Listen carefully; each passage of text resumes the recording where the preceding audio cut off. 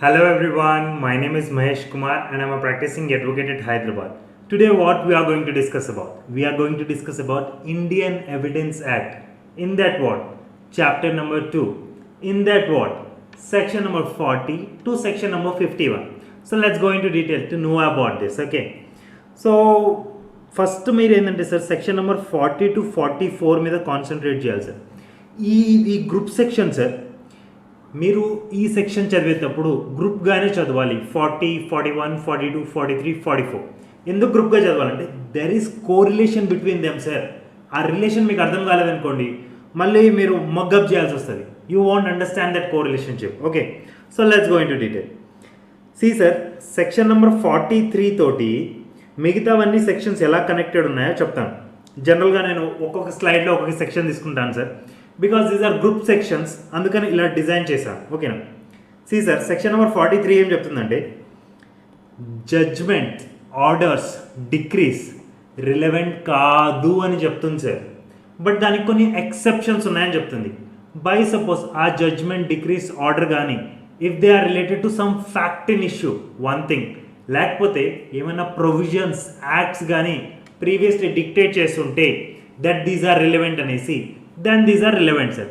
But దీనికి exceptions ఏమేమి ఉన్నాయంటే సెక్షన్ నెంబర్ 40 ఎక్సెప్షనే సార్, సెక్షన్ నెంబర్ 41 ఎక్సెప్షనే, సెక్షన్ నెంబర్ 42 ఎక్సెప్షనే, అలానే సెక్షన్ నెంబర్ 44 కూడా ఎక్సెప్షనే. అంటే ఎక్సెప్షన్ అంటే ఏంటంటే సెక్షన్ నెంబర్ 43లో చెప్పారు కదా జడ్జ్మెంట్స్ ఆర్డర్స్ డిక్రీస్ రిలవెంట్ కాదు అనేసి. సెక్షన్ నెంబర్ 40, 41, 42, 44 ఏం చెప్తాయంటే ఇవి జడ్జిమెంట్స్ రిలవెంటే. ఓకేనా. సో ఇది కన్క్లూజివ్ సార్, అంటే అన్నిటిని ఇంక్లూడ్ చేసి చెప్తుంది. ఓకేనా. 41, 42, 43 అండ్ 44 ఏదైతే ఉన్నాయో ఇవి exceptions. So 43 simple sir, concise మేనర్లో చెప్పాలంటే సెక్షన్ నెంబర్ 43 ఏం చెప్తుందంటే జడ్జ్మెంట్ ఆర్డర్స్ డిక్రీస్ రిలవెంట్ కాదు అని చెప్తుంది. అలానే ఇవి కానీ ఏదైనా ఫ్యాక్ట్ ఇన్ ఇష్యూతో రిలేటెడ్ ఉంటే then these are relevant, or else if these are provided in some act or provisions then those are relevant. But section number 40 ఏం చెప్తుందో చూద్దాం సార్. సెక్షన్ నెంబర్ 40 చదివేటప్పుడు సార్ మీరు ఇంకొక 3 సెక్షన్స్ చదవాలి సార్, 3 సబ్జెక్ట్స్ చదవాలి సార్. ఏంటి? Section number 11 of CPC. ఓకేనా. అలానే సెక్షన్ నంబర్ 300 ఆఫ్ సిఆర్పిసి, అలానే ఆర్టికల్ 20 సబ్సెక్షన్ 2 ఆఫ్ కాన్స్టిట్యూషన్. ఎందుకు చదవాలి సార్ ఇవన్నీ? ఎందుకంటే ఇవన్నీ సిమిలర్ పాయింట్ గురించి మాట్లాడతాయి కాబట్టి. సిమిలర్ పాయింట్ అంటే ఏం పాయింట్ గురించి మాట్లాడతాయి? సి సార్, ఒక ఒఫెన్స్ కోసము ఒక కోర్టులో ట్రయల్ జరగాలి సార్. ఒక ఒఫెన్స్ కోసం మళ్ళీ ట్రయల్ జరగకూడదు. అలానే ఒక ఒఫెన్స్ కోసం మళ్ళీ పనిష్మెంట్ ఇవ్వకూడదు. ఇప్పుడు చూడండి సార్, ఒక మనిషి తప్పు చేశాడు, ఒకసారి శిక్ష పడిపోయింది, దట్స్ ఆల్. సార్ మళ్ళీ మీరు శిక్ష చేస్తారా? నో. అలానే ఒక సూట్ గురించి ఒక చోట ఒక కోర్టులో మంచిగా సమావేశం జరిగింది సార్, మంచిగా డిగ్రీ కూడా ఇవ్వడం జరిగింది. అదే సూటు అదే పార్టీస్ గురించి మళ్ళీ వేరే ప్లేస్కి వెళ్ళి వేయచ్చా? వేయకూడదు సార్. సో ఈ సెక్షన్ నెంబర్ 40 ఏం చెప్తుందంటే simple sir, previous judgments relevant to bar ఆ సెకండ్ సూట్ ఆర్ ట్రై. ఒక్కసారి ఒక దాని మీద ప్రీవియస్ జడ్జ్మెంట్ వచ్చేసింది అనుకోండి సార్, మళ్ళీ దానికి సేమ్ ఇష్యూకి సేమ్ రిలేటెడ్ థింగ్కి సెకండ్ సూట్ మరి ట్రయల్ చెయ్యకూడదు. ఆ సందర్భంలో ఇది ప్రీవియస్ జడ్జ్మెంట్ ఏదైతే ఉందో it is considered as relevant. ఇది రిలవెంట్ అవుతుంది సార్, అర్థమవుతుందా? ఈ జడ్జ్మెంట్ అనేది మ్యాండేటరీ రిలవెంట్ సార్. ఈ జడ్జ్మెంట్ని బేస్ చేసుకునే కదా it will become a bar ఆ second suit or try. Second suit వేయకూడదు అనేసి ఎలా తెలుస్తుంది సార్? ప్రీవియస్ జడ్జ్మెంట్ ఉంటేనే కదా, అప్పుడే కదా సెకండ్ సూట్ ఫైల్ చేయకూడదని మనకు క్లారిటీ వస్తుంది. సో సింపుల్ సార్, ఒక కోర్టులో ఒక జ్యూరిస్డిక్షన్కి ఒక్కసారి కానీ ట్రయల్ అయిపోయింది అనుకోండి, జడ్జ్మెంట్ వచ్చేసింది అనుకోండి, ఆ జడ్జ్మెంట్ బేసిస్ మీద ఆ జడ్జ్మెంట్ క్లారిటీగా ఏం చెప్తుందంటే it is bar to file again a suit. ఓకేనా, simple and clear. Section number 41 ఏం చెప్తుంది చూడండి sir, if the judgements are related to probate, matrimonial, admiralty, insolvency. Insolvency అంటే ఏం లేదు సార్, దివాలా తీయటం.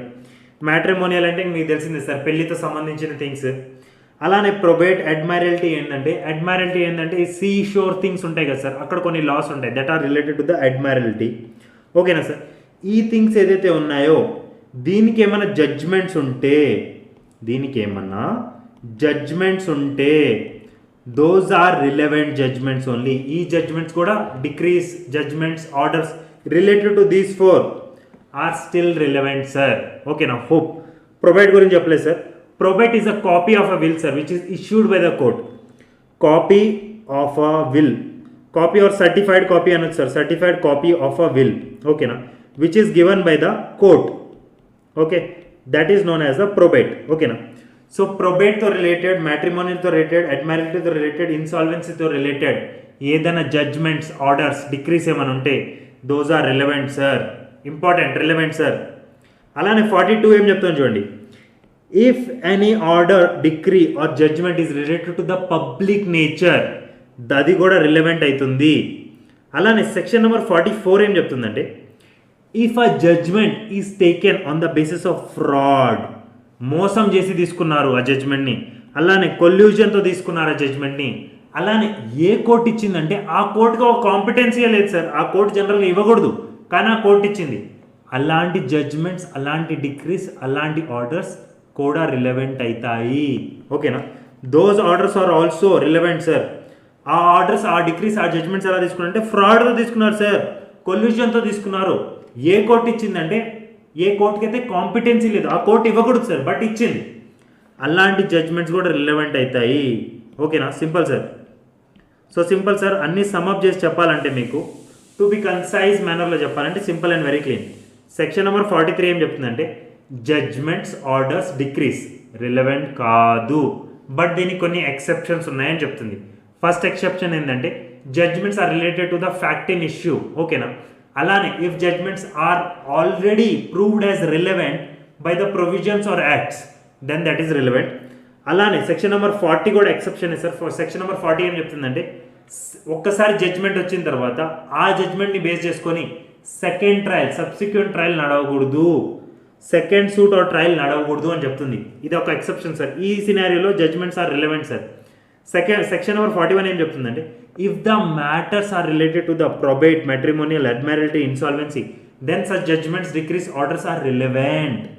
అలానే సెక్షన్ నెంబర్ 42 ఏం చెప్తుందంటే if the judgements decrees orders are related to the public nature such kind of judgments are also relevant. In the same scenario if any judgments order decrees are taken on the basis of fraud, collusion or incompetent court teaching sir, in that scenario also a judgment decree order valid ga relevant ga తీసుకోబడతాయి. Simple sir. ఓకేనా? Hope you have understood sir. Section number 43 ఏం చెప్తుందంటే judgments orders decrees relevant కాదు అని చెప్తుంది. ఇవన్నీ ఏం చెప్తాయంటే ఈ సందర్భాల్లో వ్యాలిడ్, రిలవెంట్ అని చెప్తుంది. సింపుల్. ఓకేనా? Hope you have understood this sir. We are moving to another section, section number 45. Section number 45 ఏం చెప్తాను చూద్దాం సార్. Opinion of experts. ఇప్పుడు చూడండి సార్, ఒక చిన్న ఎగ్జాంపుల్ చెప్తాను, ట్రై టు అండర్స్టాండ్ దట్. ఓకేనా? జనరల్గా ఏదైనా వ్యక్తి చనిపోయాడు అనుకోండి సార్. ఓకేనా? బీయింగ్ ఎన్ అడ్వకేట్ లేకపోతే బీయింగ్ ఎన్ జడ్జ్ లేకపోతే కోర్టుతో సంబంధించిన ఏదైనా మనిషి చెప్పగలుగుతాడా ఈ మనిషి ఎలా చనిపోయాడో? మొత్తం ఆర్గన్స్ అన్ని చెకింగ్ చేస్తారా వాళ్ళు? No sir, they won't do. వాళ్ళు ఏం చేస్తారు, పోస్ట్ మార్టం కోసం ఒక మెడికల్ ఆఫీస్ దగ్గరకు పంపిస్తారు సార్, మెడికల్ డాక్టర్ దగ్గరికి పంపిస్తారు. ఎందుకు? పోస్ట్ మార్టం మనం చేయలేం సార్, మనకు రాదు. పోస్ట్ మార్టం మనకు రాదు సార్, రాదు. కాబట్టి what we are doing, we are giving that work to an expert. ఆ ఎక్స్పర్ట్ ఏదైతే పోస్ట్ మార్టం రిపోర్ట్ ఇస్తాడో we will rely on that, court will rely on that. ఓకేనా? First thing. Second thing sir, by suppose ఎక్కడైనా ఒక murder జరిగింది sir, అక్కడ ఎవరైతే accused ఉన్నారో, ఎవరైతే క్రిమినల్ ఉన్నారో వాళ్ళు ఒక వేల ముద్రలు దొరికాయి సార్. ఈ వేల ముద్రలు మనం టెస్ట్ చేయగలుగుతాము sir? We can not do. మనం ఏం చెప్తాము, ఫారెన్సిక్ డిపార్ట్మెంట్కి పంపిద్దాము. మీరు జనరల్గా మూవీస్లో కూడా చూస్తుంటారు, ఏలు ముద్రలు ఇవన్నీ ఫారెన్సిక్ డిపార్ట్మెంట్కి పంపిస్తారు. సో వాళ్ళు అక్కడ చెక్ చేసి మనకు పంపిస్తారు అనమాట, ఈ ఏలు ముద్రలు ఇవి మ్యాచ్ అవుతున్నాయా లేదా అనేసి. అలానే సార్ ఏదైనా హ్యాండ్ రైటింగ్, ఓకే, ఏదైనా డాక్యుమెంట్ ఉంది సార్, ఆ డాక్యుమెంట్ మీద ఏదైతే హ్యాండ్ రైటింగ్ ఉందో ఆ హ్యాండ్ రైటింగ్ను కూడా అనలైజ్ చేయడానికి ఎక్స్పర్ట్స్ ఉంటారు sir. So there are so many experts sir, సైన్స్తో రిలేటెడ్, ఆర్ట్స్తో రిలేటెడ్, హ్యాండ్ రైటింగ్తో రిలేటెడ్, లేకపోతే ఏమైనా మెడికల్తో రిలేటెడ్, వీటిలన్నిటికీ ఒక స్పెసిఫైడ్ ఎక్స్పర్ట్స్ ఉంటారు సార్. ఈ ఏదైతే పనులు ఉన్నాయో దాన్ని ఆథరైజ్, ఇది కరెక్ట్, ఇది రాంగ్ అని చెప్పడానికి ఈ ఎక్స్పర్ట్స్ ఒక పనిని మనం యూజ్ చేసుకుంటాం. సో సెక్షన్ నెంబర్ 45 ఏం చెప్తుందంటే if some opinion is given by the experts, ఓకేనా, which are referred by the court, such expert opinion is relevant, అది చాలా చాలా రిలవెంట్ అని చెప్తుంది సార్. ఓకేనా. సో చూడండి సార్, బేరాక్ లాంగ్వేజ్ చూద్దాం sir. When the court has to form an opinion appoint a point of foreign law or of science or art or has to identify handwriting or finger impressions, the opinion upon that point of persons specially skilled sir, ఆ ఏరియాలో they are expert sir, that's why they are specially skilled in such foreign law, science or art or in questions as to identify of handwriting or finger impressions are relevant facts. ఈ relevant ఫ్యాక్ట్స్గా భావించబడతాయి. If they are giving opinion on that, then మళ్ళీ ఇవి relevant ఫ్యాక్ట్స్గా భావించబడతాయి. Such persons are called experts. ఓకేనా sir. So మీకు అర్థమైంది అనుకుంటున్నాను సార్. Simple sir. ఈ సెక్షన్ ఏం చెప్తుందంటే, there are some experts sir who will analyse the handwriting, fingerprints or science related or something or postmortem or something, those are called as the experts. వాళ్ళ opinions రిలవెంట్గా భావించబడతాయి court తరపు నుంచి. ఓకేనా sir. Now let's move to another section sir. Section number 46 ఏం చెప్తుంది చూడండి sir. ఇక్కడ ఏం చెప్పారు, ఒపీనియన్ ఆఫ్ ఎక్స్పర్ట్స్ మ్యాటర్ అని చెప్పారు. Done, okay, agreed. ఇక్కడ ఏం చెప్తుంది చూడండి, factors bearing upon opinions of experts. అంటే చూడండి సార్, ఈ సెక్షన్లో ఏం చెప్తుందంటే, ఎక్స్పర్ట్ ఒక ఒపీనియన్ ఇచ్చాడు కదా, దానికి ఇన్కన్సిస్టెంట్గా అంటే దానికి మ్యాచ్ అవ్వకుండా వేరే ఒపీనియన్ కానీ ఏమైనా జనరేట్ అయితే, వేరే పర్సన్ కానీ ఏమైనా ఒపీనియన్ ఇస్తే ఆ ఒపీనియన్ కూడా రిలవెంట్ ఉంటుందండి సార్. చూడండి, ఒక ఎగ్జాంపుల్ చెప్తాను సార్, ట్రై టు అండర్స్టాండ్. ఒక మనిషి చనిపోయాడు సార్ పాయిజన్ వల్ల. 4 వ్యక్తులకి అయ్యాయి సార్, పాయిజన్ వల్ల ఎఫెక్ట్ అయింది. ఒక వ్యక్తి చనిపోయాడు. ఓకేనా. ఆ వ్యక్తిని బేస్ చేసుకొని ఒక ఎక్స్పర్ట్ అడ్వైజ్ ఇచ్చాడు, తిను ఈ పాయిజన్ తాగాడు అనేసి. ఓకేనా, డన్. కానీ లేటర్ పాయింట్ ఆఫ్ స్టేజ్లో ఇప్పుడు 1 2 3 4 క్యాండిడేట్స్ కదా సార్ మన ఎగ్జాంపుల్లో. ఫస్ట్ వ్యక్తి చనిపోయాడు సార్, ఆ వ్యక్తికి పాయిజన్ చెకింగ్ జరిగింది. ఆ వ్యక్తికి పాయిజన్ చెకింగ్ జరిగిన తర్వాత ఏం చేశారు, ఈ పాయిజన్ అని చెప్పారు. బట్ 2 3 4కి ఏదైతే పర్సన్స్ ఉన్నారో వాళ్ళకి ఎటువంటి సిమ్టమ్స్ ఉన్నాయంటే, ఆ సిమ్టమ్స్ ఈ పాయిజన్ కాదు అని చెప్తుంది సార్. అంటే ఈ పాయిజన్ ఏదైతే ఎక్స్పర్ట్ చెప్పాడో ఈ పాయిజన్ ఉంటుంది అనేసి, ఆ సిమ్టమ్స్ని చూస్తే ఆ పాయిజన్ కాదు అని తెలుస్తుంది. మరి ఆ సందర్భంలో ఏదైతే ఈ వ్యక్తులు చెప్తున్నారో, లేకపోతే ఈ వ్యక్తుల వల్ల ఏదైతే తెలిసొస్తుందో అవి కూడా రిలవెంటే కదా సార్. సరే సార్, ఇంకొక చిన్న స్మాల్ ఎగ్జాంపుల్ తీసుకుంటాను సార్. ఒక పోస్ట్మార్టం రిపోర్ట్లో ఏం తెలియదంటే, ఒక వ్యక్తి 30 days బిఫోర్ చనిపోయాడని తెలిసింది సార్. ఓకేనా.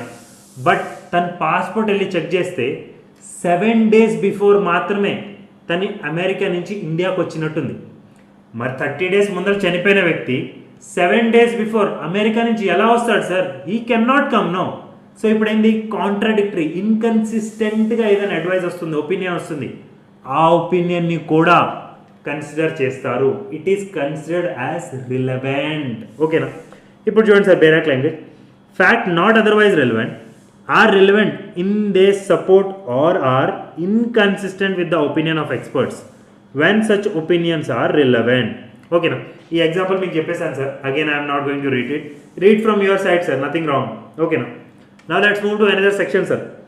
సెక్షన్ నెంబర్ 47 ఏం మాట్లాడుతుంది చూడండి sir. Opinion as to hand writing when relevant. ఇప్పుడు సార్ ఒక ఎగ్జాంపుల్ చెప్తాను, ట్రై టు అండర్స్టాండ్ ఇట్. నా హ్యాండ్ రైటింగ్ మీరు చూశారు కదా sir, this is my hand writing sir. ఓకేనా. నేను మోస్ట్లీ క్యాప్స్లో రాస్తాను సార్, మీకు అర్థం కావాలనేసి. నా హ్యాండ్ రైటింగ్ మీరు చూశారు కదా సార్, మీకు తెలుసు కదా నేను ఎలా రాస్తాను, కొంచెం క్యాపిటల్ లెటర్స్ వాడతాను. అంత సూపర్ హ్యాండ్ రైటింగ్ ఏం కాదు నాది, మోడరేట్ హ్యాండ్ రైటింగ్. ఇవన్నీ మీకు తెలుసు because you are listening to my classes, right? So మీరు కూడా కోర్టుకి ఒపీనియన్ ఇవ్వచ్చు.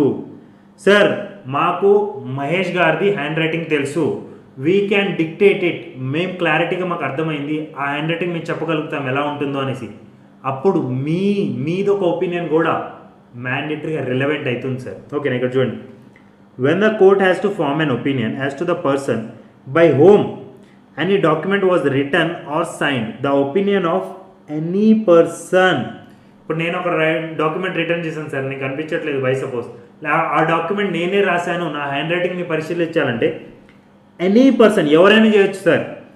అక్వైంటెడ్ అంటే తెలిసి ఉండాలి వాళ్ళకి నా హ్యాండ్ రైటింగ్ ఎలా ఉంటుందో, కొంచెం సిమిలర్ నాలెడ్జ్ ఉండాలి సార్ నా హ్యాండ్ రైటింగ్ మీద. With the handwriting of the person by whom it is suppose to be written or sign that it was or was not written or sign by that person is a relevant fact. ఓకేనా. మీరు కూడా opinion ఇవ్వచ్చు sir, మీరు కూడా opinion ఇవ్వచ్చు. కోర్టుకి ఒక opinion create అవ్వాలంటే మీరిచ్చే అడ్వైస్, మీరిచ్చే ఒపీనియన్ కూడా రిలవెంట్గా భావించబడతాయి. ఓకేనా sir, done. Now let's move to another section sir. Section number 47A దేని గురించి మాట్లాడుతుంది? Digital signature, electronic signature. Digital signature, electronic signature. See sir, ఈ మధ్య కాలంలో ఎలక్ట్రానిక్ సిగ్నేచర్ అనేది చాలా కామన్ థింగ్ అయిపోయింది సార్, ఎలక్ట్రానిక్ సిగ్నేచర్. ఓకేనా. ఇప్పుడు ఏదైనా విషయంలో కోర్టుకి ఒక ఒపీనియన్ కావాలి సార్, ఈ ఎలక్ట్రానిక్ సిగ్నేచర్ ఎవరిది అనేసి. ఆ వ్యక్తి వచ్చినోడు అబ్బాయిగా చెప్తాడు సార్ ఇది నా సిగ్నేచర్ అని. బట్ కోర్టు ఎలా నమ్మాలి? కోర్టు ఎప్పుడు నమ్ముతుందంటే దానికి ఒక సర్టిఫికేషన్ అథారిటీ ఉంటుంది కదా సార్. ఆ ఎలక్ట్రానిక్ సిగ్నేచర్ ఇవ్వడానికి ఒక సర్టిఫికేషన్ అథారిటీ ఉంటుంది. If they are telling this is the same signature, court వాళ్ళ మీద భరోసా చేస్తుంది సార్. ఆ సర్టిఫైయింగ్ అథారిటీ మీద ఎవరైతే ఇష్యూ చేశారో ఆ సిగ్నేచర్ని వాళ్ళ మీద నమ్ముతుంది. ఓకేనా, దిస్ ఈజ్ రిలవెంట్ అనేసి. ఓకేనా, ఇక్కడ చూడండి.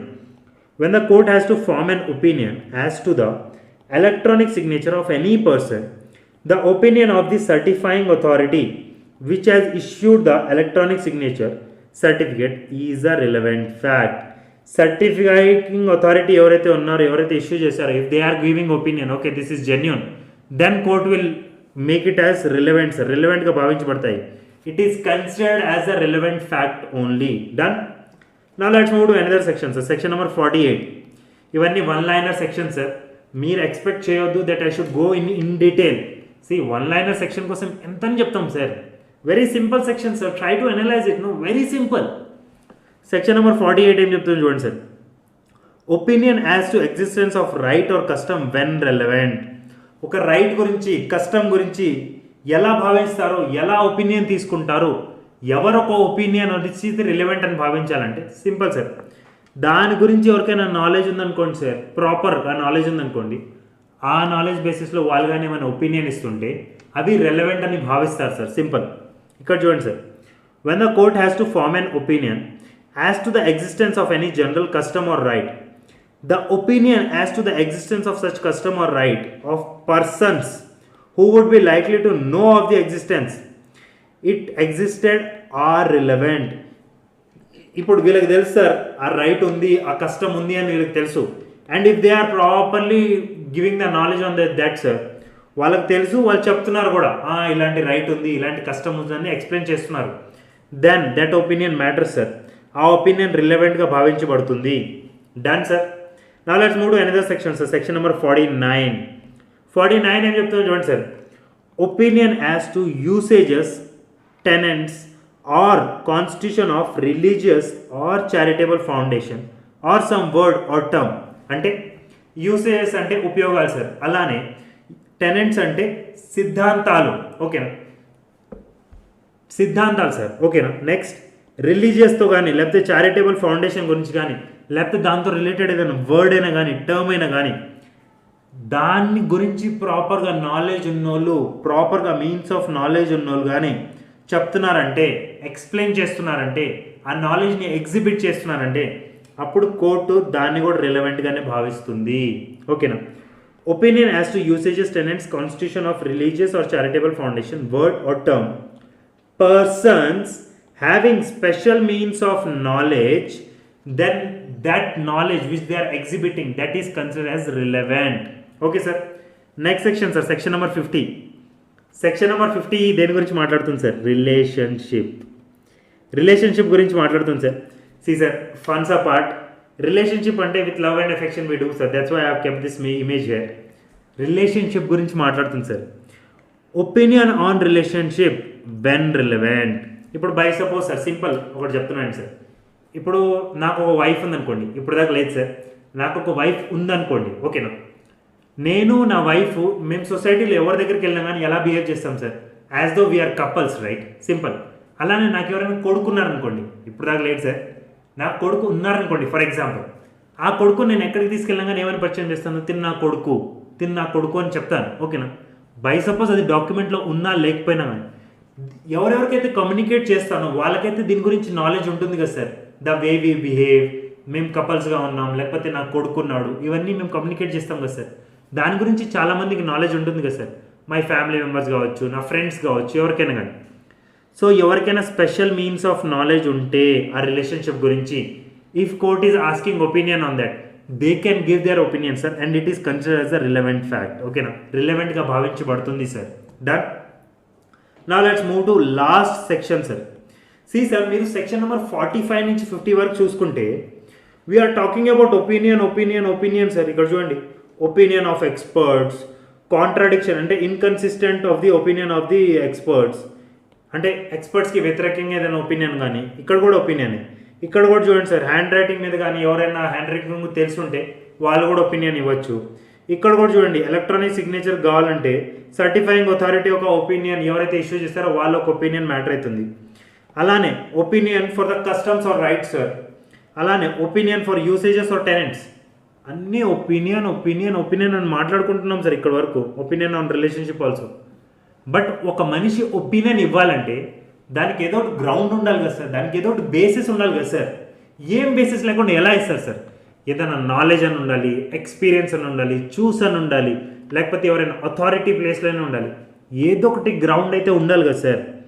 సో సింపుల్గా ఈ సెక్షన్ ఏం చెప్తుందండి, ఏదైతే మనం 45 to 50లో మాట్లాడుకున్నాం సెక్షన్స్లో ఒపీనియన్ గురించి, ఆ ఒపీనియన్ని ఫామ్ చేయడానికి if they are using some grounds, ఆ గ్రౌండ్స్ కూడా రిలవెంట్గా భావించబడతాయి. Simple sir.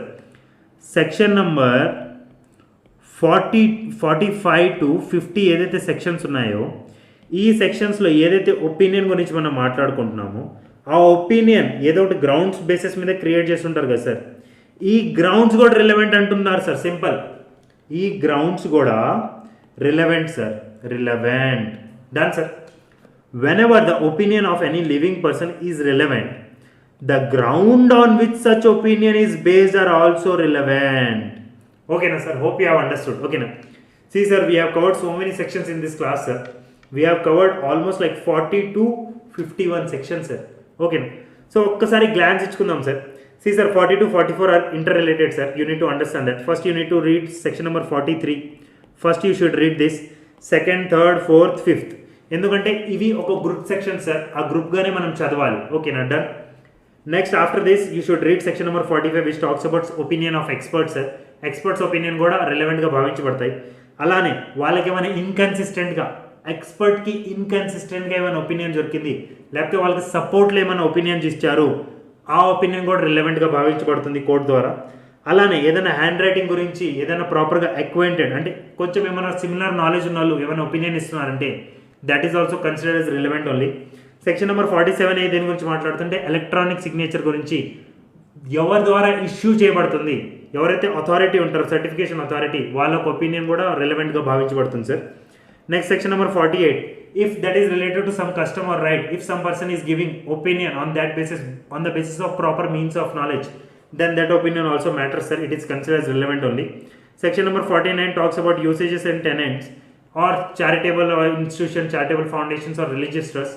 On that basis, if someone is giving proper knowledge on that basis, it is considered as relevant sir opinion. Section number 50 ఏంటంటే ఎవరైనా relationship గురించి ఏమైనా ప్రాపర్గా opinion ఇస్తున్నారంటే అది కూడా రిలవెంట్గా భావించబడుతుంది. సెక్షన్ నెంబర్ 51 ఏం చెప్తుందంటే grounds for the opinions which are formed in section number 45 to section number 50, those grounds are also considered as relevant. Done sir. Hope we are done with this class. Hope you have understood everything. If you are getting any doubts, please reach me out. I will not mind about this. I'll clear your doubts. Okay. Chalo, done. Bye bye. Take care. See ya. I'm winding up class here only. Bye bye.